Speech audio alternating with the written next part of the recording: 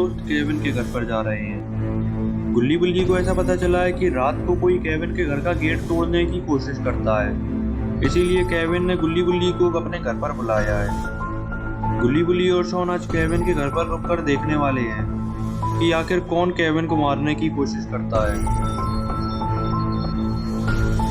इधर केविन अपने घर पर गुल्ली बुल्ली का इंतजार कर रहा था,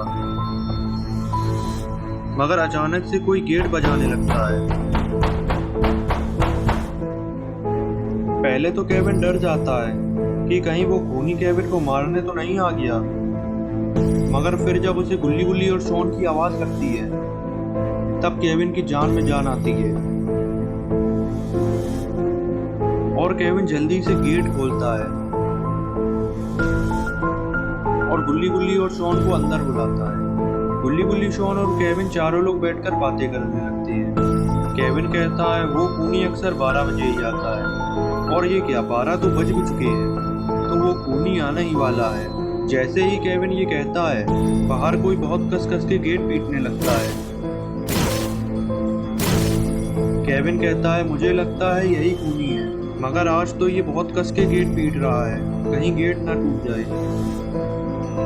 गुल्ली कहता है केविन तुम बिल्कुल मत डरो, हम तुम्हारे साथ हैं, तुम बस गेट खोलो, आज ये खूनी मेरे हाथों नहीं बचेगा। गुल्ली कहता है नहीं केविन रुको, हमें पहले छत से एक बार देख लेना चाहिए कि आखिर ये खूनी है कौन। फिर गुल्ली बुल्ली, शॉन और केविन छत पर जाने लगते हैं और इधर खूनी गेट तोड़े ही जा रहा था।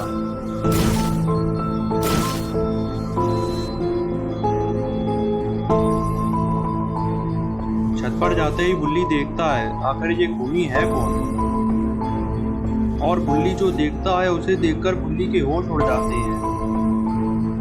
बुल्ली गुल्ली और शॉन को भी दिखाता है। जैसे ही गुल्ली और शॉन नीचे देखते हैं उनके भी होश उड़ जाते हैं। आखिर गुल्ली बुल्ली और शॉन ने ऐसा क्या देख लिया जिसे देखकर इनके होश उड़ गई। ये क्या, नीचे तो खूनी जेसन खड़ा हुआ है। अब गुल्ली बुल्ली का क्या होगा। गुल्ली बुल्ली तो आज गलत जगह पर फंस गई।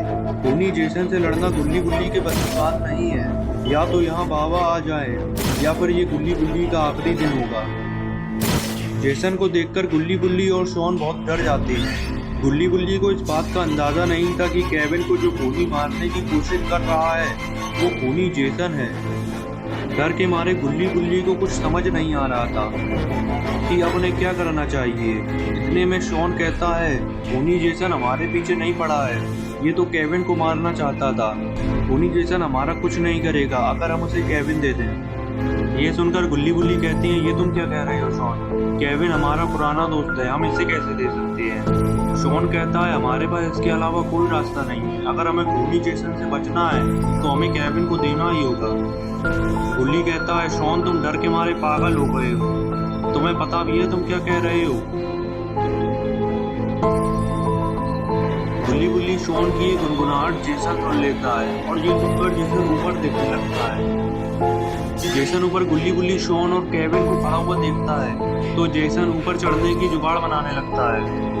इतने में शॉन की नजर एक रखी हुई सीढ़ी पर पड़ती है तो शॉन गुल्ली और बुल्ली को बताता है कि वहां पर देखो एक सीढ़ी रखी हुई है।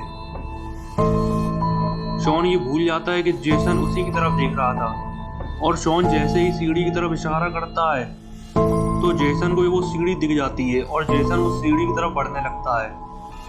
शॉन की इस बेवकूफी से जेसन को ऊपर चढ़ने का रास्ता मिल जाता है।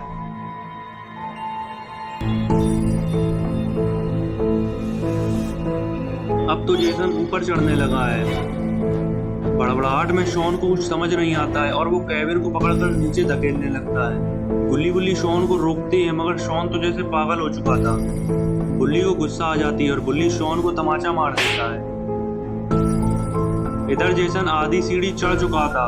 गुल्ली बुल्ली, शॉन और केविन की धड़कनें बढ़ती ही जा रही थी, यहाँ तक कि केविन तो नीचे भी कूदने लगा था, मगर गुल्ली बुल्ली ने किसी तरीके से उसे रोक लिया। अब गुल्ली बुल्ली के पास बाबा को फोन मिलाने के अलावा कोई रास्ता नहीं है। इधर जेसन ऊपर चढ़ रहा है और गुल्ली बुल्ली, शॉन और केविन चारों फंसे हुए हैं। तो क्या आप जेसन ऊपर चढ़कर गुल्ली बुल्ली, शॉन और केविन को मार देगा या फिर ये किसी तरीके से बच जाएंगे या फिर